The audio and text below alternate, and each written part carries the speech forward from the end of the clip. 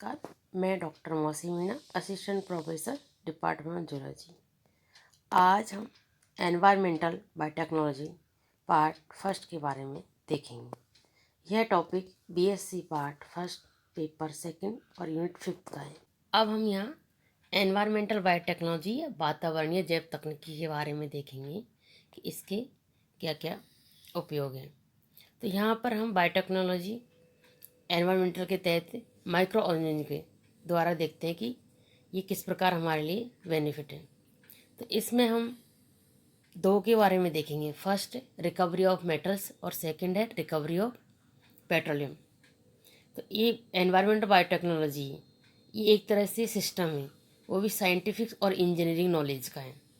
इससे जो micro organism हैं उनके द्वारा ये प्रोडक्ट्स का प्रिवेंट करते हैं जो कि एनवायरनमेंट में पॉल्यूशन, और बायो ट्रीटमेंट करते हैं सॉलिड, लिक्विड और गैसेज, इसके अलावा अपशिष्ट पदार्थों का भी। तो बायो रिमेडिएशन पॉल्यूटेड एनवायरनमेंट्स का, और बायो मॉनिटरिंग करता है एनवायरनमेंट और ट्रीटमेंट प्रोसेस से। ये हम देखते हैं कि जो माइक्रो ऑर्गेनिज्म है वो बेनिफिशियल और हार्मफुल दोनों ही प्रकार के होते हैं। कई प्रकार के जो माइक्रो ऑर्गेनिज्म हैं वो डिजीज़ को प्रोड्यूस करते हैं और कई उन डिजीज़ को ख़त्म करते हैं। और इसी प्रकार इनसे रिकवरी ऑफ मेटल में लैंड या सी के जो बॉटम है उससे मेटल्स की रिकवरी होती है। इसके लिए कई विधियों के बारे में हम देखेंगे। अब हम यहाँ पर इस डायग्राम के द्वारा रिकवरी ऑफ मेटल की मेथड के बारे में देखेंगे कि ये कौन सी मेथड के द्वारा रिकवरी होती है मेटल्स की। जैसे कि हमने देखा है कि जो सॉइल होती है उसमें कई प्रकार के माइक्रो ऑर्गेनिज्म होते हैं, क्योंकि सॉइल ही माइक्रो ऑर्गेनिज्म के लिए नेचुरल मीडियम होता है। यहाँ ये रहकर लैंड में रहकर ये ग्रोथ करते हैं और इनकी जो जनरल रिएक्शंस है वो होती रहती हैं। तो ये हमने देखा है कि जो बैक्टीरिया है वो सॉइल की गहरी परतों के पाए जाते हैं और वो स्पेसिफिक मेटल्स के एक एस के साथ जॉइंट रहते हैं। इसलिए क्या करते हैं जो बैक्टीरिया इन मेटल्स को के लिए ये एक इंडिकेटर के रूप में कार्य करते हैं। आजकल डिफरेंट प्रकार के अयस्कों से मेटल्स की प्राप्त करने के लिए अलग अलग स्पीसीज के बैक्टीरिया का क्रिया कराई जाती है, और ये बायोटेक्नोलॉजी का अनुसंधान का एक एरिया है। इसे बायोमिनरलाइजेशन या जैव खनिजीकरण भी कहते हैं। हीप जैव निचालन तकनीक है, इसकी सबसे पहले खोज हाल्डोनी और बूट केविच ने की थी, उनके द्वारा की थी। तो इन्होंने क्या है कि जो बैक्टीरिया होता है थायोफेरोक्सिडेंस बैक्टीरिया, उसके द्वारा फेरस सल्फेट को फेरिक एसिड में चेंज कर दिया जाता है, और उससे क्या होता है कि उसकी पीएच वैल्यू भी कम हो जाती है। तो इससे और ये कम होती है वो सल्फ्यूरिक एसिड की जो डाला जाता है इसमें, उसकी वजह से कम हो जाती है। तो इससे क्या है कि जो निचालित सॉल्वेंट होता है वो दोबारा से आवेशित हो जाता है, और इसमें जो जीनस है साइरोडोकैप्सी के जो बैक्टीरिया है अपने कैप्सूल में फ्लो और मैग्नीज ऑक्साइड एकत्र कर लेते हैं इससे, और ये ज़्यादातर जो फेरस युक्त जो वाटर में रहते हैं इनमें इन मेटल्स की प्राप्त करने में इनमें सहायता करते हैं।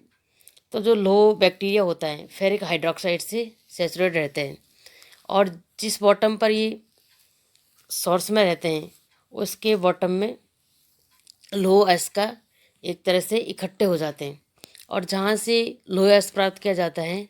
और इसी डायग्राम में हम देख रहे हैं कि नीचे की साइड में जो तांबे के अयस्क हैं उनसे बायोलीचिंग टेक्निक से तांबा प्राप्त करने के लिए थायोबैसिलस फेरोक्सिडेंस और रसायन कार्बोती बैक्टीरिया का उपयोग किया जाता है। इस बैक्टीरिया को रॉक ईटिंग बैक्टीरिया भी कहते हैं। तो ये बैक्टीरिया कहते हैं जो लोह सल्फर अयस्क होते हैं उस पर रिएक्शन कर फेरिक में आयनिक अवस्था में सेपरेट हो जाता है। तो इससे जो फेरिक में चेंजेज होता है तो सल्फर फ्री होकर और एच आयन के साथ एक सल्फर का एसिड सल्फ्यूरिक अम्ल बनाता है।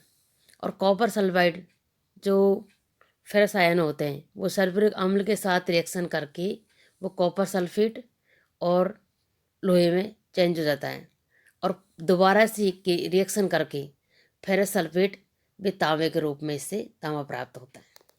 अब यहाँ पर हम देखेंगे रिकवरी ऑफ पेट्रोलियम या पेट्रोलियम की प्राप्ति कैसे होती है। अभी हमने माइक्रो ऑर्गेनिज्म के द्वारा ही रिकवरी ऑफ मेटल्स के बारे में देखा था। अब इसके बाद है रिकवरी ऑफ पेट्रोलियम। जैसे कि भूगर्भ शास्त्रियों के अनुसार क्या होता है कि भूगर्भ में जो पेट्रोलियम मटेरियल्स होते हैं वो बैक्टीरिया, प्लांट्स और एनिमल्स की जो डेड बॉडी होती है उनसे कार्बनिक मटेरियल्स बनते हैं। और ये जो रिएक्शंस होती हैं वो बैक्टीरिया के द्वारा ही होती हैं। तो जो सी बॉटम होता है उसमें सेडिमेंट में इन कार्बनिक अवशेषों में ऑयल्स की स्मॉल ड्रॉप्स भी बनती हैं जो कि दूसरे मिनरल्स के साथ साथ पाई जाती हैं। और ये ड्रॉप्स केमिकल रिएक्शन और अधिक प्रेशर व टेम्परेचर के इफेक्ट के कारण क्या होता है इनमें एनारोबिक एनवायरनमेंट में सी बॉटम पर स्टोर हो जाती हैं। और इसी कारण से क्या होता है इनमें जो ऑयल भंडार होते हैं उनके नज़दीक कई बैक्टीरिया भी पाए जाते हैं। और जो ऑयल भंडार होते हैं वो मिनरल्स रॉक्स के पार्टिकल्स के आवरण के रूप में भी रहते हैं जिनसे कि ऑयल प्राप्त करने के लिए सेपरेट करना होता है। तो जैसा हमने देखा कि अर्थ में ऑयल की लगातार कमी होती जा रही है और विश्व में ये ऑयल के लिए लिमिटेड स्टोरेज है। तो रिकवरी ऑफ पेट्रोलियम के लिए कई इंजीनियरिंग्स, साइंटिस्ट, फिजियोलॉजिस्ट और जियोलॉजिस्ट और इसके अलावा माइक्रो ऑर्गेनिज्म विशेषज्ञ भी इसके लिए सामूहिक प्रयास कर रहे हैं। यहाँ पर हम इस डायग्राम में देख रहे हैं कि ये जीवाणु पॉलीसेकेराइड का एक संयानक के रूप में ये सेकेंडरी तौर पर पेट्रोलियम प्राप्ति में सहयोग करता है।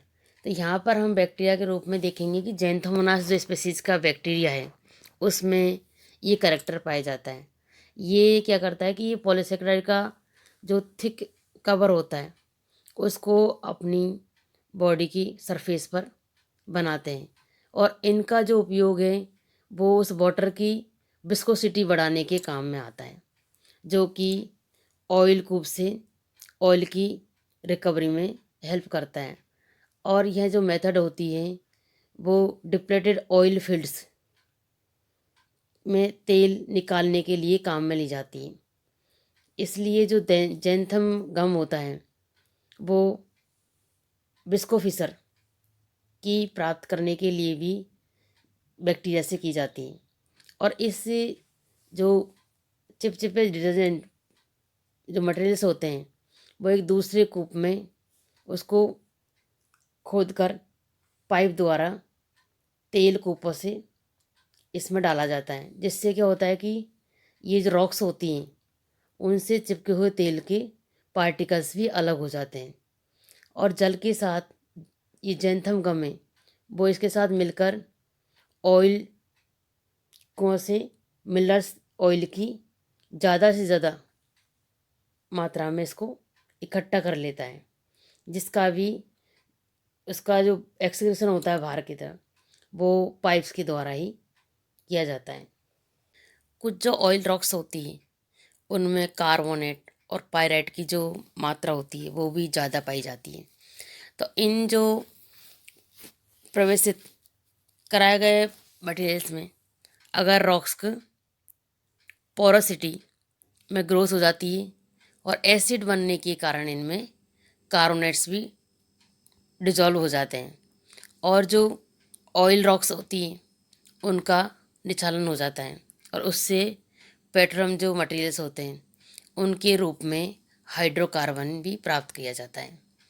इसी प्रकार यहाँ पर जैंथोमोनास के बारे में देखा और दूसरा बैसिलस व क्लोस्ट्रिडियम स्पीसीज के कुछ बैक्टीरिया होते हैं, उनका उपयोग भी रिकवरी ऑफ पेट्रोल में की जाती है।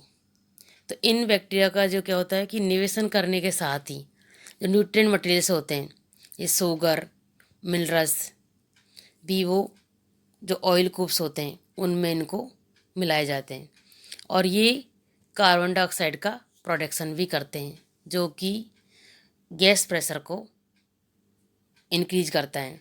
और इसके द्वारा क्या होता है कि जो ऑयल पाइप होते हैं उनमें प्रेशर बढ़ जाता है और जो पेट्रोलियम मटेरियल्स होते हैं वो बाहर निकलने लगते हैं।